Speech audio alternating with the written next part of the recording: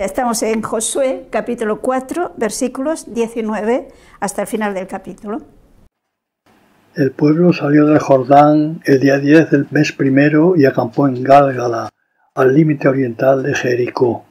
Josué alzó en Gálgala las 12 piedras que había cogido del Jordán, y dijo a los hijos de Israel: Cuando un día os pregunten vuestros hijos qué significan estas piedras, instruid a vuestros hijos diciendo: Israel pasó este Jordán a pie enjuto, porque Yahvé vuestro Dios secó delante de vosotros las aguas del Jordán, como lo había hecho Yahvé vuestro Dios, con las aguas del Mar Rojo, que secó delante de nosotros hasta que hubimos pasado. Vale, o sea, recordemos que Josué había dado la orden de que los sacerdotes que llevaban el arca de la alianza quedaran en medio del río y que 12 hombres, uno de cada tribu, recogieran del centro del cauce del río, recogieran cada uno una piedra. Cuando han pasado ya todo el pueblo de Israel el río Jordán, y por lo tanto también las piedras, los sacerdotes que llevaban el arca también salieron. Y nos decía que apenas salieron del río, del cauce del río, los que llevaban el arca de la alianza, nuevamente volvió el agua e ocupó todo el cauce del río y se desbordó tal como estaba antes. Entonces, evidentemente ellos experimentaron que hubo una intervención especial de Dios, aunque ya dijimos que tiene una explicación natural, ¿no? Pero Dios hizo que coincidiera en aquel momento. Entonces, ¿qué es lo primero que hace Josué? Pues hacer, podríamos decir, un monumento que les recuerde a ellos y a sus descendientes esa experiencia, esa intervención de Dios a favor del pueblo. Porque es fundamental que sean conscientes ellos y lo comuniquen a sus descendientes de que realmente Dios está con ellos. Que Dios es el que les ha sacado de Egipto, les ha llevado por el desierto y les está introduciendo en la tierra prometida. Y por esto, en Gálgala, ponen esas 12 piedras que habían sacado del Jordán, y tiene esas palabras que le dice Josué: cuando un día os pregunten vuestros hijos qué significan estas piedras, o sea, han de transmitir ese hecho milagroso, es decir, esa intervención extraordinaria de Dios, porque sus hijos, sus descendientes, no la han vivido. Por lo tanto, los padres han de comunicarlo a los hijos. Fijémonos que aquí vemos algo que tiene que ser siempre así, es voluntad de Dios que sea, ¿no? Que los padres transmitan esa fe a sus hijos. Y esto es como algo importante, porque si ellos, los padres, no se lo transmiten a sus hijos como una cosa muy importante, estos hijos no se lo transmitirán a los suyos. Y ha de ser algo esencial, fundamental. Entonces, cómo efectivamente Dios hizo que pasaran los israelitas el río seco, y que por lo tanto ha sido un hecho semejante al que pasó con el Jordán, con el Mar Rojo en tiempo de Moisés. Dios intervino en el caso del Mar Rojo en tiempo de Moisés para sacarles de Egipto y llevarles a la libertad. Ya en el desierto, les ha acompañado en el desierto, pero cumple su palabra. Es muy importante porque fijémonos que esto es una palabra que se repite con mucha frecuencia en el Antiguo Testamento, que Dios es fiel, es el fiel, el que cumple siempre lo que dice. Pues como que había prometido ya en tiempos de Abraham y después también a Isaac y a Jacob, ¿no? Dios cumple, y por lo tanto les ha hecho pasar el río Jordán y llegar ya a la tierra prometida.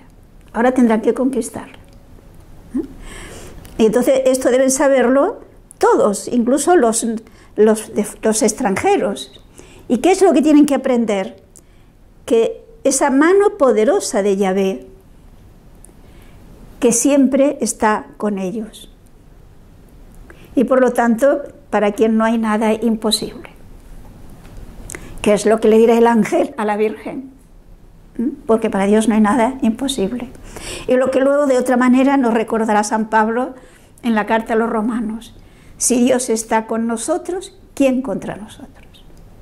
O sea, fijémonos que esto es una lección básica que el israelita debe asumir y transmitir. Y también nosotros, porque todo lo que se ha escrito para nuestra enseñanza, dice San Pablo. Bien, pues vamos al capítulo 5 y leamos el versículo 1. Cuando todos los reyes de los amorreos a occidente del Jordán y todos los reyes de los cananeos de cerca del mar supieron que Yahvé había secado las aguas del Jordán hasta que ellos pasaron, desmayó su corazón y perdieron todo su valor ante los hijos de Israel. O sea, se entiende la reacción de todos los demás pueblos de esta tierra prometida donde Dios les va a dar la posesión. Han visto algo que de una manera palpable muestra esa presencia poderosa de Dios. Y por lo tanto, su reacción, ¿cuál es? La del miedo.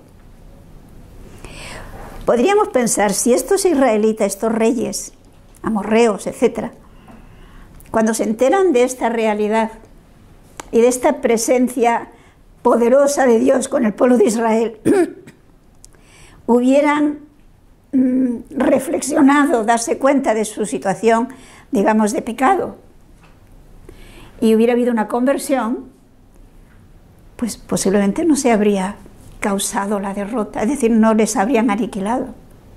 Pero recordemos que en tiempos de Abraham ya eran unas poblaciones moralmente muy corrompidas.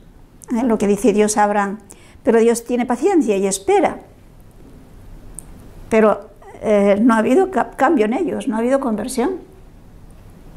Luego Dios se va a valer de la presencia de los israelitas para darles en posesión la tierra a Israel y expulsar a los cananeos. Veremos que esto es un hecho que se repite.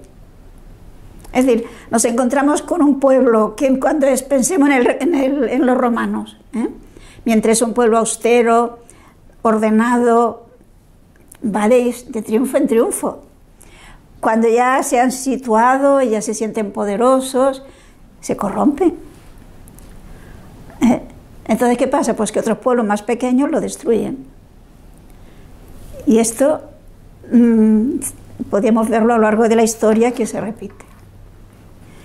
Y en este caso, porque es voluntad de Dios darles en posesión esta tierra a los israelitas. Bien, pues leamos ahora los versículos del 2 al 9. Entonces dijo Yahvé: hazte cuchillos de piedra y circuncida a los hijos de Israel. Hízose Josué cuchillos de piedra y circuncidó a los hijos de Israel en el collado de Aralot, collado de los prepucios. He aquí por qué los circuncidó José.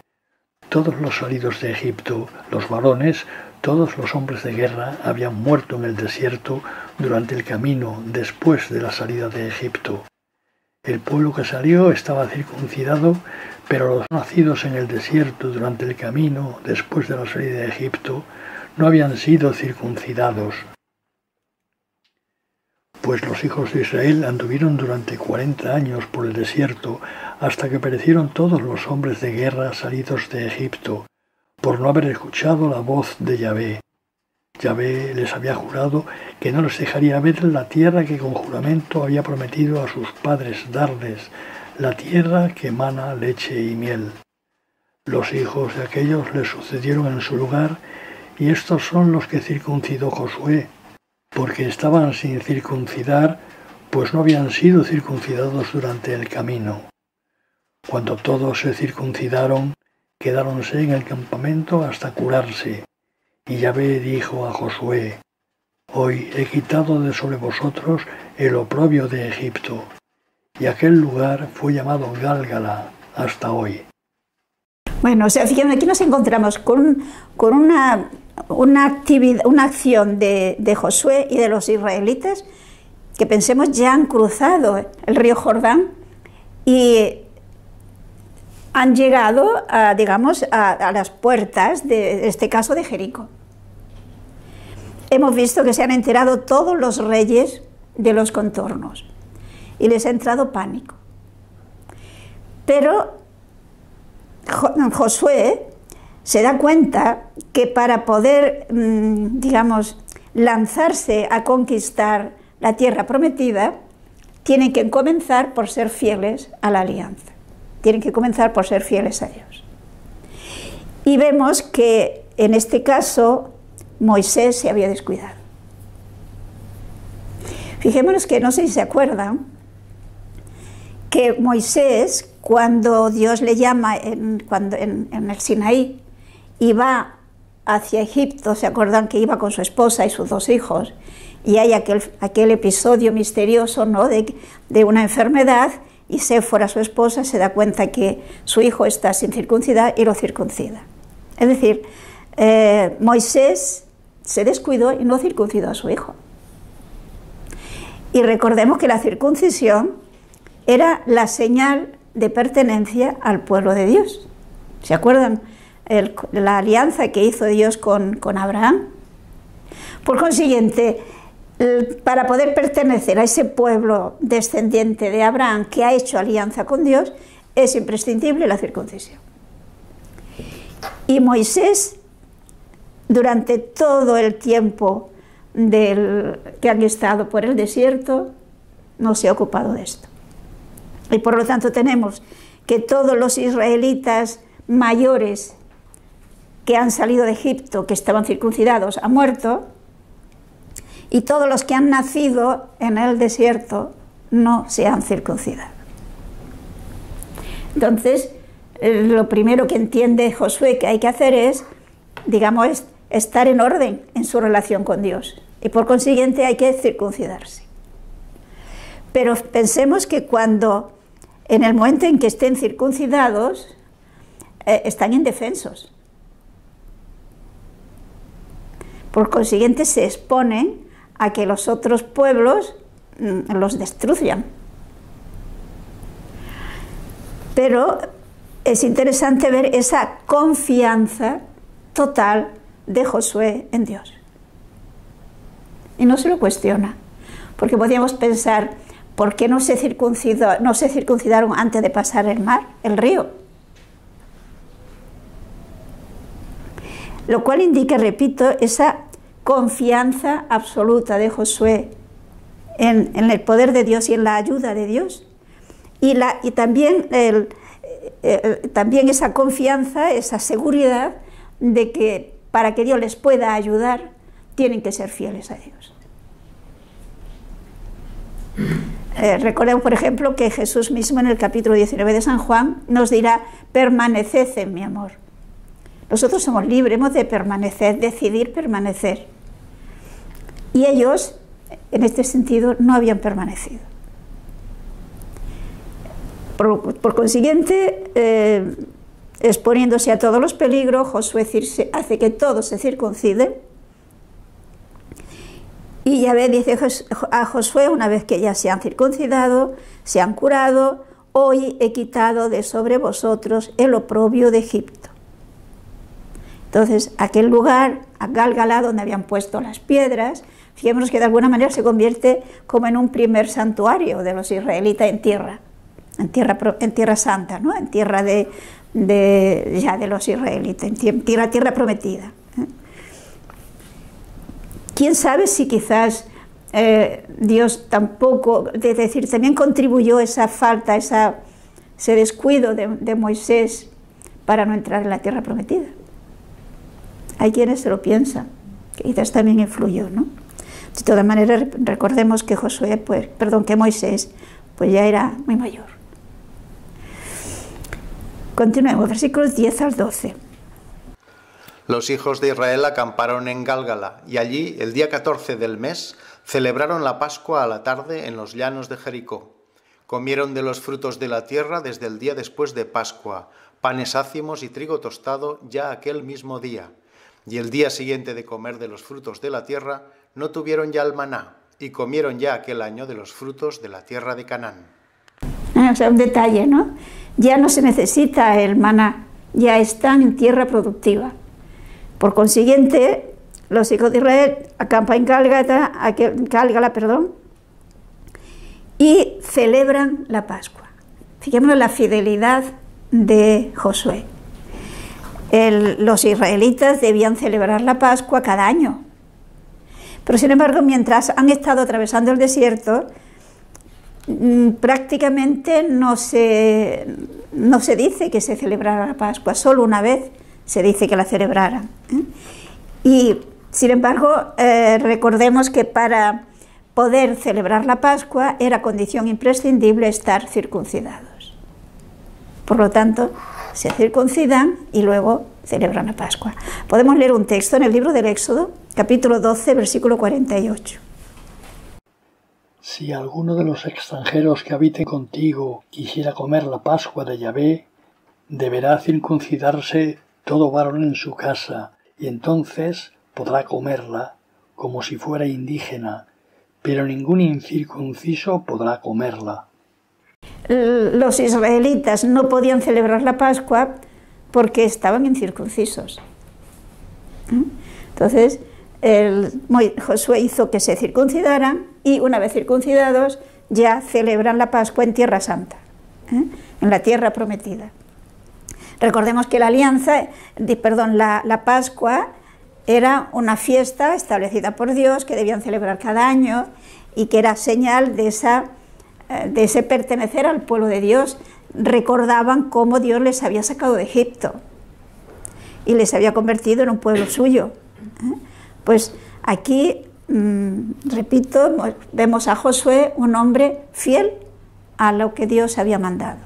Aquello que le dijo Dios, que no se apartara ni a derecha ni a izquierda de lo que había prescrito la ley de Moisés, pues él lo cumple y esto lo considera como condición básica para poder ahora empezar a conquistar la tierra prometida.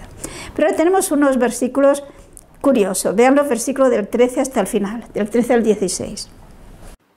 Estando Josué cerca de Jericó, alzó los ojos y vio que estaba un hombre delante de él, en pie, con la espada desnuda en la mano.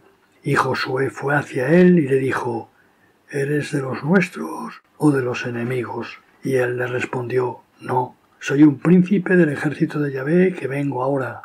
Entonces Josué se prosternó rostro a tierra y adorando dijo: ¿Qué es lo que manda mi señor a su siervo? El príncipe del ejército de Yahvé dijo a Josué: Descalza tus pies, pues el lugar que pisas es santo. Hízolo así Josué. Fijémonos que tenemos un episodio un tanto extraño, pero que revela, digamos, como una especie de experiencia mística, diríamos nosotros. Es un momento en el que Dios le hace ver que está con él, y está con una espada, como diciendo, te acompaño, te daré el éxito, ¿no? Y esto da ánimo a Josué para ya empezar la conquista propiamente. Es decir, es una experiencia de que efectivamente Dios está con ellos. Nos encontramos a veces, recordemos el tiempo de Jacob, que tuvimos también un episodio también misterioso, ¿no? En el que vimos que Jacob tiene una experiencia fuerte de Dios y Dios incluso le cambia el nombre. Y a partir de aquel momento Jacob es otro. Pues aquí algo así ocurre con Josué, ¿no? Y por lo tanto ya se decide empezar la conquista. Vamos al capítulo siguiente, al 6. Empecemos del versículo 1, podemos ir hasta el 14, pero quizás se interrumpa. Tenía Jericó cerradas las puertas y bien echados sus cerrojos por miedo a los hijos de Israel, y nadie salía ni entraba en ella. Yahvé dijo a Josué: Mira, he puesto en tus manos a Jericó, a su rey y a todos los hombres de guerra. Marchad vosotros todos los hombres de guerra en torno a la ciudad, dando una vuelta en derredor suyo. Así haréis por 6 días. 7 sacerdotes llevarán delante del arca 7 trompetas resonantes. Al 7º día daréis 7 vueltas en derredor de la ciudad, yendo los sacerdotes tocando sus trompetas. Cuando ellos toquen repetidamente el cuerno potente y oigáis el sonar de las trompetas, todo el pueblo se pondrá a gritar fuertemente, y las murallas de la ciudad se derrumbarán. Entonces subirá el pueblo cada uno enfrente de sí. Bueno, hemos leído solo hasta el versículo 5. Es decir, por una parte, fijémonos, se nos dice que los habitantes de Jericó, diríamos, están muy asustados y por lo tanto con puertas cerradas. De esta forma pensaban evitar que nadie pudiera entrar y desde dentro no pudiera atacarles. Entonces ellos bien protegidos, podríamos decir. Y por otra parte, Dios que anima a Josué a que empiece la conquista. Y le da unas pautas que podríamos decir, humanamente hablando, parecen que no son precisamente el medio más adecuado para conquistar una ciudad. La ciudad está amurallada, por lo tanto en principio no pueden entrar, pero los habitantes están asustados. De todas maneras, sabemos por otro texto que se defendieron, como es lógico, ¿no?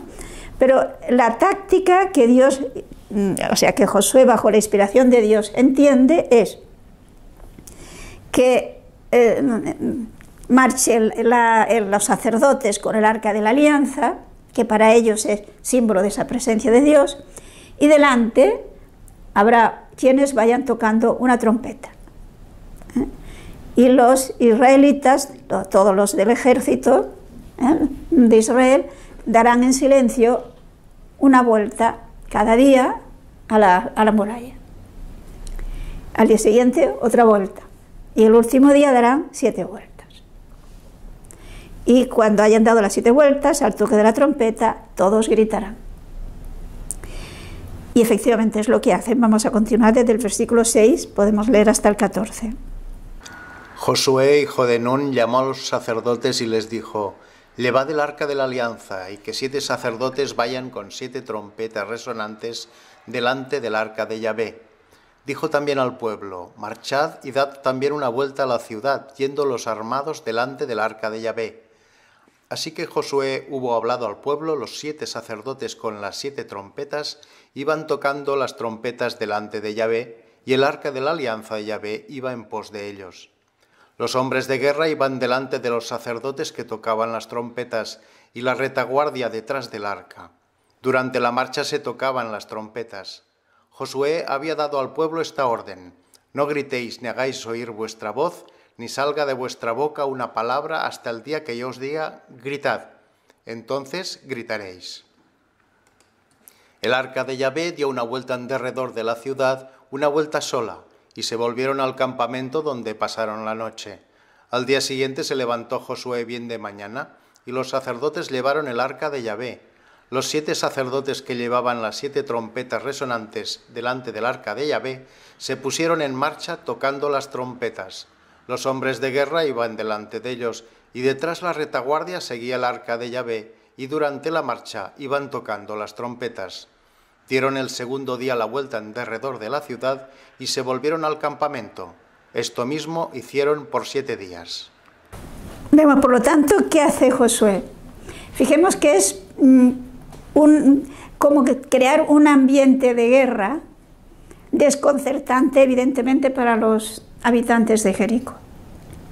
Porque podemos imaginarnos la impresión que tenía que hacerles cuando ven el arca de la alianza, símbolo de la presencia de Dios, delante del arca de la alianza 7 sacerdotes, por lo tanto tienen un sentido sagrado, ¿no? Son sacerdotes, tocando trompetas, pero el resto del pueblo en silencio total.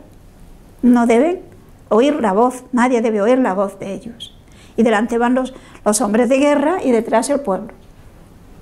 Y esto durante un día, y al día siguiente otra vez, y al día siguiente otra vez, y durante 6 días. Evidentemente esto tenía que producir, digamos, es una treta psicológica, ¿no? El pueblo de Jericó tenía que producir una sensación de inseguridad, de expectativa, con mucho miedo. Y los israelitas lo hacen tal cual. O sea, es importante ver que en este momento el pueblo de Israel cree a Josué, o dicho de otra manera, cree a Dios, se fía de Dios. ¿Se imaginan si en tiempo de Moisés, cuando estaban en el desierto, Moisés hubiera decretado una cosa así, le habrían hecho caso? ¿No le habrían dicho, estás loco? ¿Y eso para qué?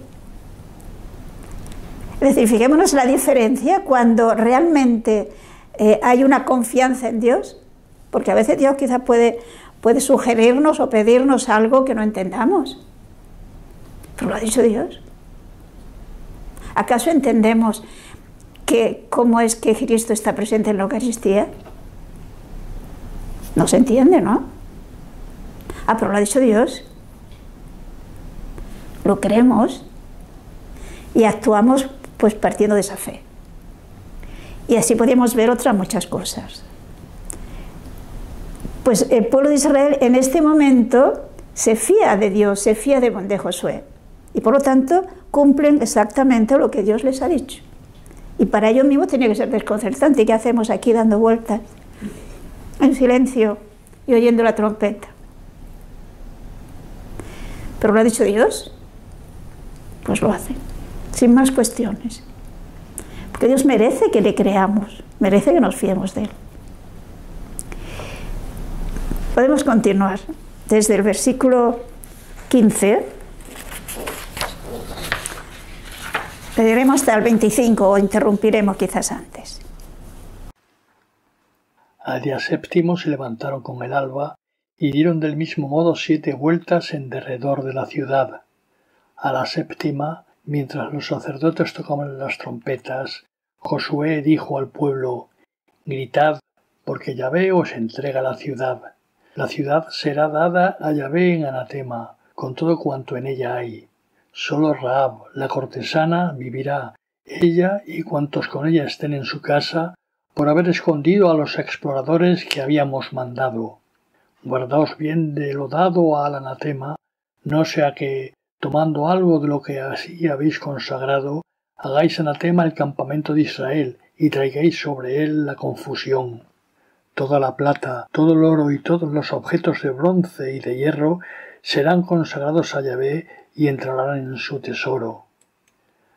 Los sacerdotes tocaron las trompetas, y cuando el pueblo, oído el sonido de las trompetas, se puso a gritar clamorosamente, las murallas de la ciudad se derrumbaron, y cada uno subió a la ciudad frente de sí.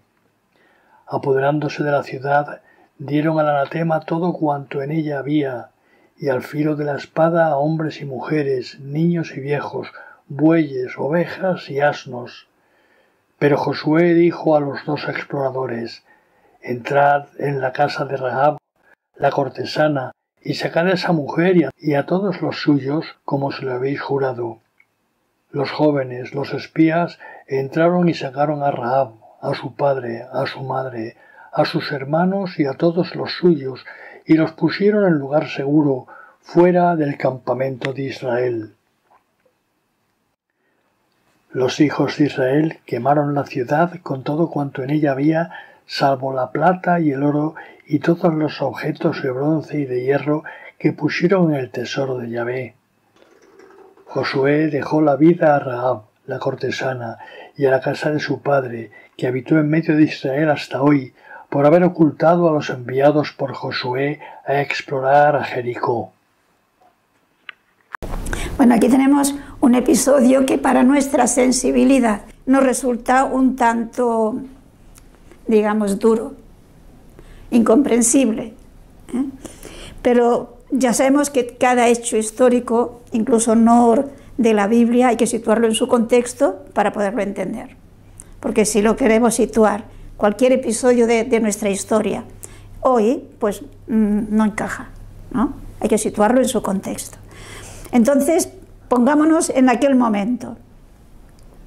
La mentalidad de aquella época y el sentido religioso que tiene este hecho.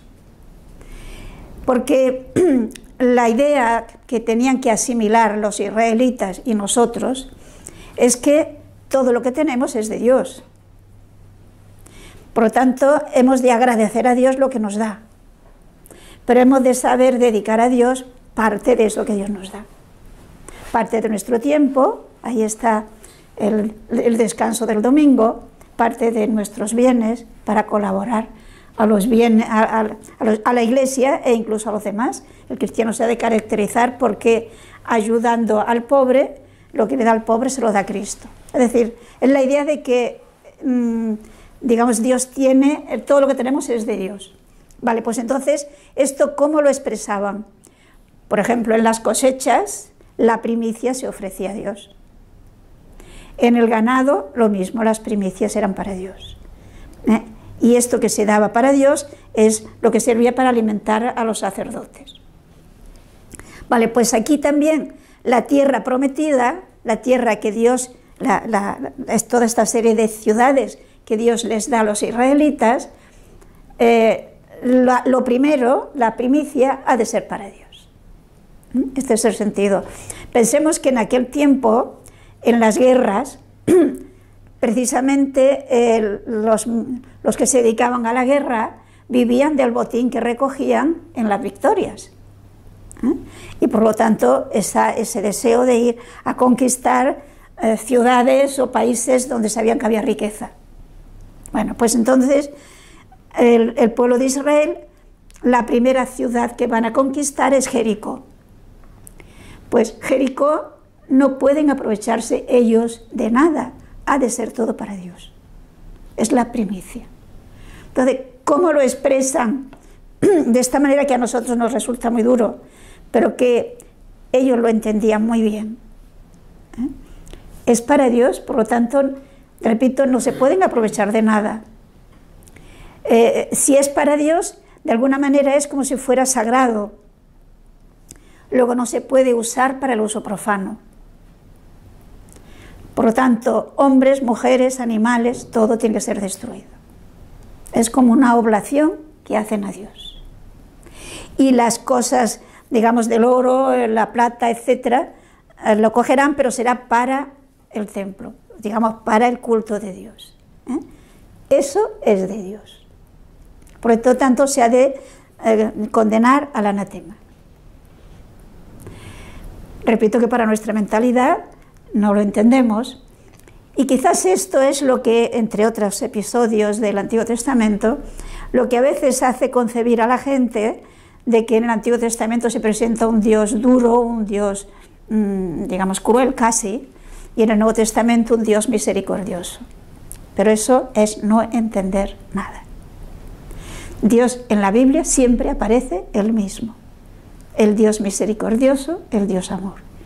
Pero Dios se revela en cada momento de acuerdo a cómo somos capaces de entenderle. No sé si me explico, ¿no? Dios nos habla en cada época en nuestro idioma, en el que entendemos. Hoy día esto no lo entenderíamos.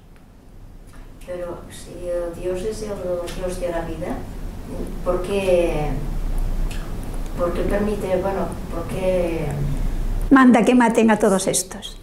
Pues precisamente porque es el Dios de la vida. Esta vida de aquí es temporal. Espera la vida, la auténtica vida viene después, la definitiva. Y muchas veces nosotros nos quedamos solo con la de aquí. Y nos olvidamos que la vida temporal es eso, es temporal. Y no tiene otra finalidad que la de alcanzar la definitiva, que es eterna. Y precisamente cuando se pierde de vista, se deja de valorar realmente, se tiene conciencia realmente de lo que es la vida eterna, absolutizamos, le damos un valor absoluto a la vida temporal. Pero hemos de mirar más allá. Dios mira mucho más allá. Pensemos que hay textos en la Biblia que nos dicen que para Dios 1000 años son como el día de ayer que ya pasó.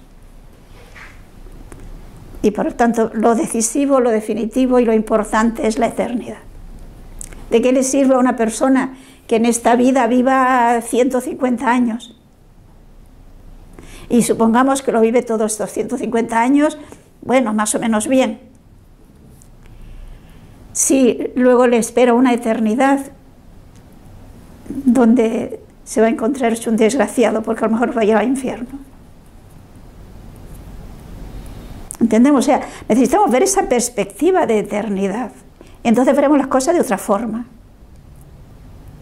Y lo que Dios quiere enseñar a los israelitas y también a los de Jericó es precisamente la importancia de esa fidelidad a Dios para conseguir esa eternidad. En aquel momento todavía no tenían clara la idea de la eternidad en el sentido de la diferente suerte de justos e injustos. Esto se irá revelando poco a poco. Sí, de que después de esta vida existía otra vida, eso sí, pero eso estaba confuso. Por lo tanto, el premio y el castigo, por decirlo de alguna forma, tenía que manifestarse aquí. Los cananeos eran un pueblo corrompido, fuera. Los israelitas van a entrar, han de ser un pueblo santo, si no tampoco les irá bien. No sé si ven cómo es un proceso educativo de Dios que culminará en Jesucristo. Pero Dios es el mismo, es el Dios amor, es el Dios misericordia, es el Dios de la vida.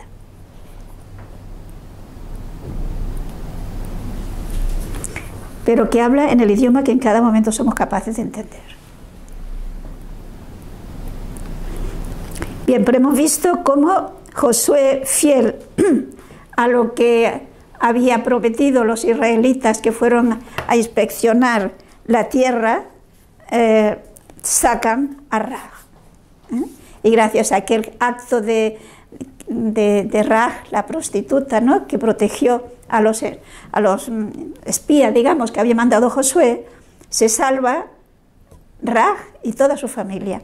Que si se han fijado, primero la dejan fuera del campamento, se ha de purificar, pero luego formó parte del pueblo de Israel y de hecho llegará a ser una antepasada de Jesús. Entre los antepasados de Jesús se nombran pocas mujeres, pero entre ellas está Raj, que será un antepasado de David. Bueno, nos quedamos aquí y ya hemos conquistado Jericó. Continuaremos en nuestra conquista de la tierra prometida.